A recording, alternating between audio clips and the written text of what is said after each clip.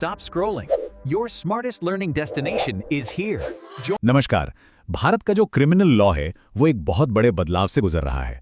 पुरानी भारतीय दंड संहिता यानी आईपीसी की जगह अब आ गई है नई भारतीय न्याय संहिता या बीएनएस, और इसके साथ ही सजा देने के जो तरीके हैं उनमें भी बड़े चेंजेस आ रहे हैं। तो आज हम इन्हीं बदलावों को जरा गहराई से समझेंगे।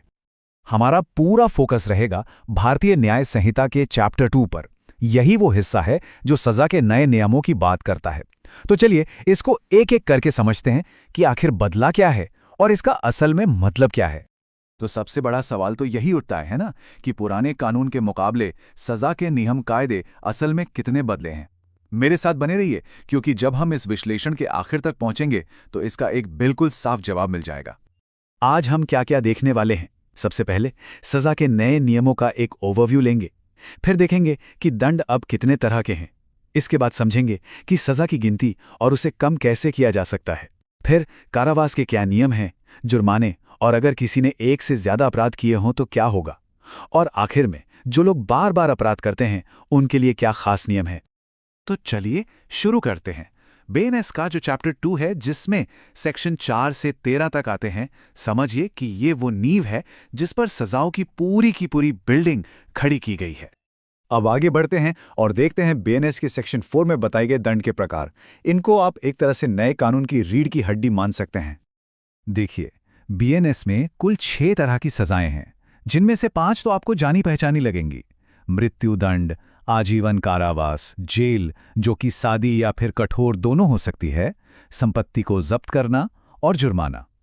ये सब तो काफी हद तक पहले जैसे ही हैं। लेकिन जो छठी सजा है वो एक बहुत बड़ा और कह सकते हैं एक पॉजिटिव बदलाव है। कम्युनिटी सर्विस यानी सामुदायिक सेवा। यह बीएनएस में एक बिल्कुल नई सजा है। इसका मकसद क्या है? छोटे मोटे अपराधियों को सुधारना, उनसे समाज के भले के लिए बिना पैसों के काम करवाकर। यह दिखाता है कि कानून अब सजा देने से ज्यादा सुधार पर फोकस कर रहा है। अच्छा, अब जरा ये समझते हैं कि सजाओं की गिनती कैसे होती है और क्या उन्हें कम भी किया जा सकता है। इसके लिए हमें सेक्शन 5 और 6 को देखना पड़ेगा। तो सेक्शन 5 समुचित सरकार को यह पावर देता है कि वो किसी अपराधी की सजा को उसकी मर्जी के बिना भी कम कर सके। और ये समुचित सरकार कौन है? ये केस पर डिपेंड करता है। ये केंद्र सरकार भी हो सकती है और राज्य सरकार भी।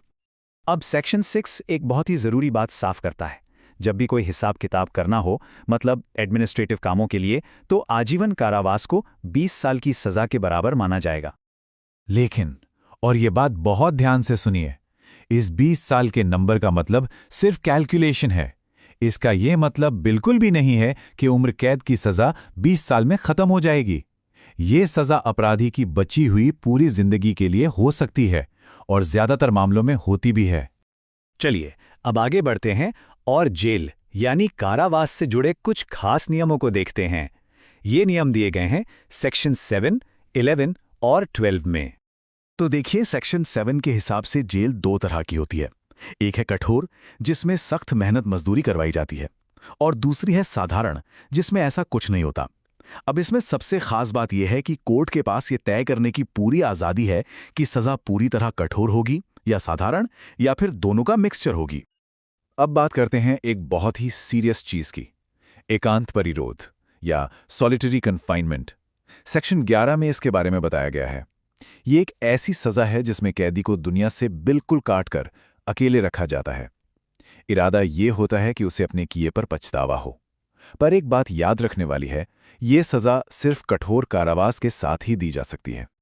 लेकिन इस एकांत परिरोध पर बहुत सख्त लिमिट्स भी लगाई गई हैं सेक्शन 12 में। पहली लिमिट, किसी को भी एक बार में 14 दिन से ज्यादा सॉलिटरी कन्फाइनमेंट में नहीं रखा जा सकता। दूसरा नियम, अगर सजा 3 महीने से ज्यादा की है तो किसी भी एक महीने में कुल मिलाकर 7 दिन से ज्यादा का एकांत परिरोध नहीं हो सकता। और इस पर एक फाइनल और सबसे बड़ी लिमिट यह है कि किसी भी एक सजा के दौरान सॉलिटरी कन्फाइनमेंट का टोटल टाइम 3 महीने से ज्यादा बिल्कुल नहीं हो सकता। इससे कोई फर्क नहीं पड़ता कि असली सजा कितनी भी लंबी क्यों ना हो। अब हम आते हैं जुर्माने से जुड़े नियमों पर और उन सिचुएशंस पर जहां एक से ज्यादा अपराध हुए हों। यह सब समझाया गया है सेक्शन 8, 9 और 10 में।